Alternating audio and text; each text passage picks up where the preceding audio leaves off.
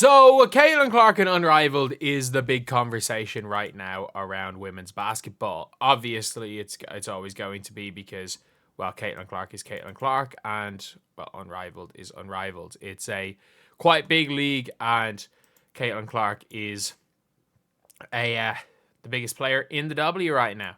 So, yeah, let's just take a look at this. So, this came from an article. I'm not entirely sure the source here, but if somebody can let me know what it is in the comment section, I will go and pin that comment. But it says here, the Fever are aware of Unrivalled's pursuit of Clark, and the franchise will not tell her don't go, you can't go, according to sources. They recognize if it's a messy type offer, you're not going to tell her don't. One source familiar with Fever says, but they hope she doesn't. They want to provide her with an environment where there'd be no reason to do anything else. They're paying her $75,000 a year. And I mean that. They're paying her $75,000 a year. Like, that has to be also, like, we just got to call a spade here. They're paying her $75,000 a year. She is being offered the minimum, like, that we have heard she's being offered is $1 million for 10 weeks to play in Unrivaled. She's being paid $75,000 a year to play for the Indiana Fever. That's their focus, that's their hope.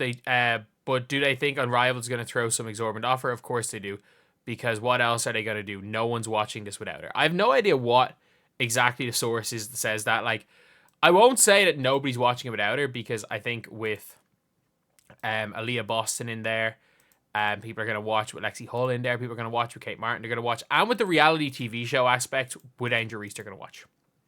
Like, with the fact that this is as much as anything, a reality TV show as much as it is a basketball thing, I think there are as much, I've always said this, that there are as much people that are interested in Angel Reese the celebrity as Caitlin Clark the celebrity.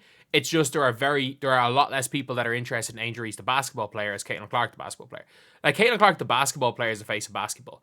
But Angel Reese as a celebrity, as an influencer, as a socialite, like all these things, which is obviously, like, which is building her brand. To say otherwise is just wrong.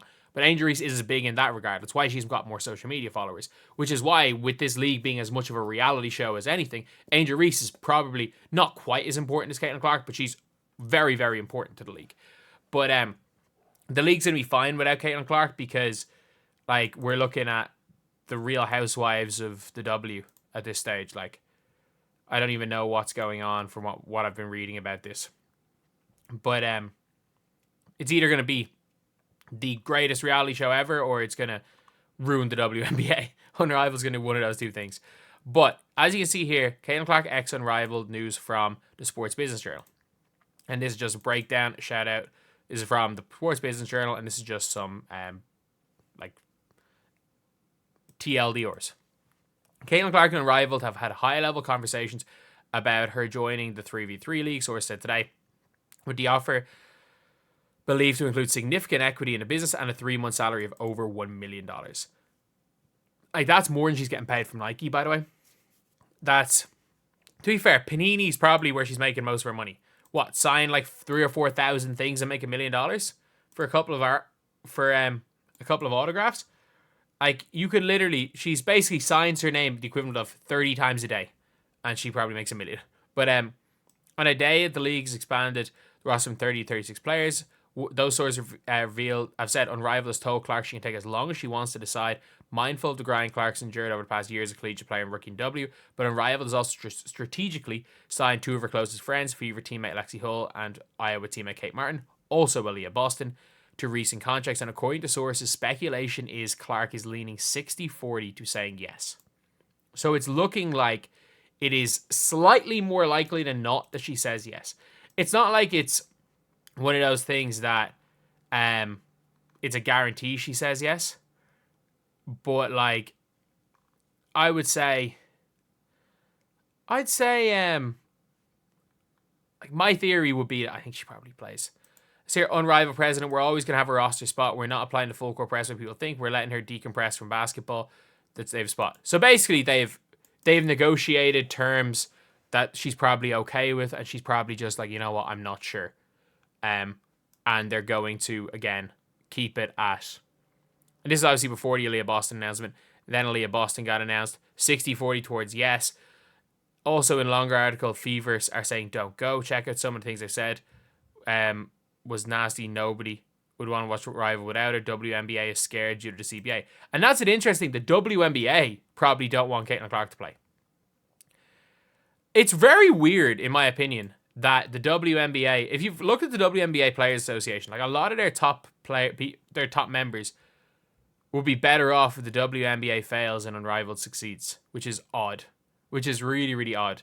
But also, one of the things that's very interesting with it is that the WNBA Players Association got annoyed that the rookies got their lawyers to look over their contracts when they signed them and didn't just sign them all straight away. So I'm like, the WNBA PA is just incredibly unprofessional. So I wouldn't trust them if I were them, realistically, you bring in a couple of players. People are like, oh, you just need the vets in there to negotiate on behalf of the players. I wouldn't. These vets that have been making very little money, I would send in Cameron Brink, Caitlin Clark, Angel Reese, Aja Wilson maybe, and Nneka Nwumike. Bring in Nneka. But like, I would literally go and send in the players that are making the most money. I would send all those in. Like if the WNBA PA is like, we're annoyed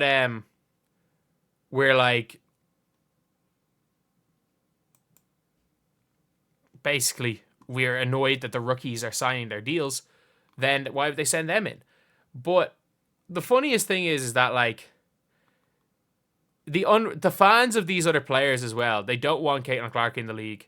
The Fever don't want Caitlin Clark in the league. The Fever fans don't really want Caitlin Clark in the league. I do. I like watching Caitlin Clark play basketball. I'm sorry. I would like watching Caitlin Clark play basketball. Not getting her peer pressured into it. They're peer pressuring her into it. They are peer pressuring her into it 100%. And I do also think, and people are like, oh, she needs to play for the Ops. Realistically, these players aren't the Ops. There is Dijonay, and like there are definitely like clauses that she'll have in her deal. If it's going to be a reality TV show type thing, she's going to have like a Dijonay is not allowed to speak to me clause. I genuinely think that it's like she probably has like a ex-player is not allowed to speak to me clause in her contract. Or maybe not that much, but like I will not be in the room with ex-player unless we are playing against them for a game. Like some stuff like that definitely will be in the contract. But the fact is that the sources are saying 60-40, whereas a week ago it was like there's no chance. I do think that the biggest thing is bringing in Lexi Hull, Leah Boston, and Kate Martin. I think bringing in arguably her three best friends in the WNBA that are eligible is probably the most likely thing, especially if it is whatever way the housing is. If it turns out that, I don't know, if it's 4 players to a house or something, 4 players to a house, and she gets to live with those 3, I think she'd be happy out. I think she'd be happy out for that for 10 weeks anyway. So yeah, I would say my guess would be 70-30. And it says here 60-40, and that was before Leah Boston. My guess is 70% yes, 30% no. But at the same time, like, if she plays, great. If she doesn't, with the players in it, I'll still watch. And I hope it is a reality TV show, because the more drama and the more nonsense that happens, the better off I do. So anyway, I will see you guys later.